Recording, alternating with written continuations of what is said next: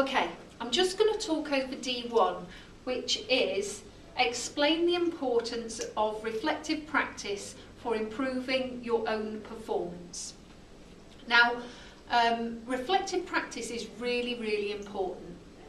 If we are reflecting on something, we are looking back at what we've done, or what we've seen, or what we've heard, or a situation, and thinking about how could that be approached differently, what else could be added, what needed to be changed. It's a process of analysing and evaluating different things. Okay, so if you are reflecting on something, then you are analysing or evaluating or evaluating, okay, with the idea of improving your practice, okay. There's no point thinking about what you've done and thinking, well, I don't care if that happens again. Because actually the whole point is you think about it and you think, yeah, I could make it better by doing this, or that went really well because, okay. So reflective practice is really important. Everybody who works with people should reflect on what they're doing. We always reflect on stuff anyway as humans. It's human nature to think about something and think, oh, I could have said that better, or oh, I should have done that. Yeah?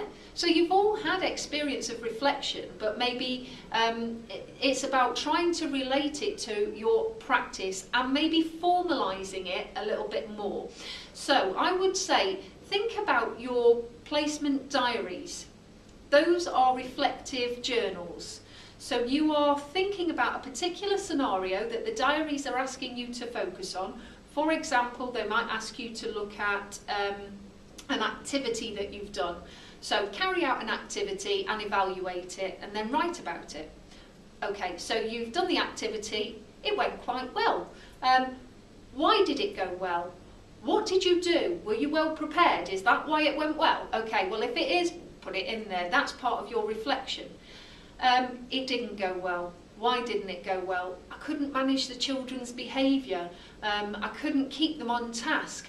Why could I not keep them on task? Well, maybe it was a little bit boring because they'd done something very similar last week. Okay, so how am I going to make sure that I do it better next time?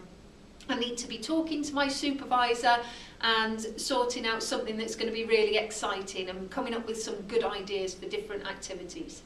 Okay, all of those reflective questions and answers help you to improve your practice. Okay, whether you are a very good practitioner already or not, it doesn't matter. You should always be thinking about how you can improve and what you can do differently.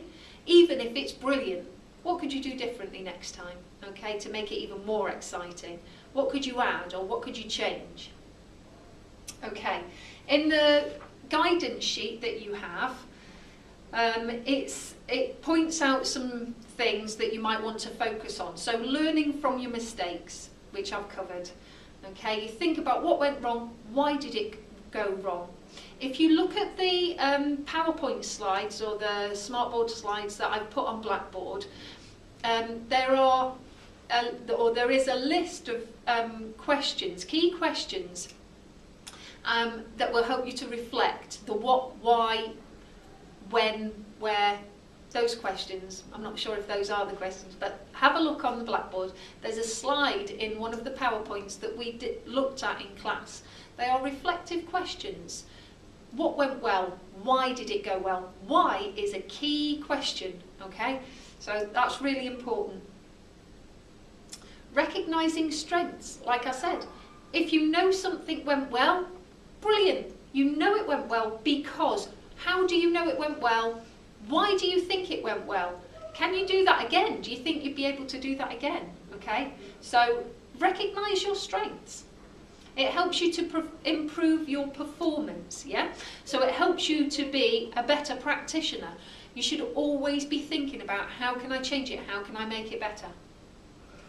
It helps you to set goals. Okay, so if you haven't been able to manage the children's behaviour effectively, and you need to think of ways of managing their behaviour. You might set yourself a goal. I'm going to try and work on managing that child's behaviour or those children's behaviour in that time frame when I've got them for that activity. I'm going to try again. Don't be knocked back by it. Reflection helps you to put different strategies in place. Set yourself different goals so that you can overcome barriers. Okay? And it says change or modify practice, which we've talked about, and transferable skills. Now, transferable skills are skills that will be useful no matter what job you do. Okay? It doesn't matter what job you do. So if you were working on the checkout and for some reason you couldn't get those items through quick enough, you might be thinking, well, what is it that's making me slower than everybody else? Maybe if I turn the items round a bit quicker, as they come to me, I can get through it. Okay? It's an example that, you know, it's not the best example, but it's an example of using reflection, which is just thinking about, how can I make it better? Okay, what can I do to make it better? Have a look online for the reflective cycles. There's Gibbs reflective cycle, and there are loads of other reflective cycles. And basically what they do is that they put the reflection in as part of a cycle of events. Gibbs's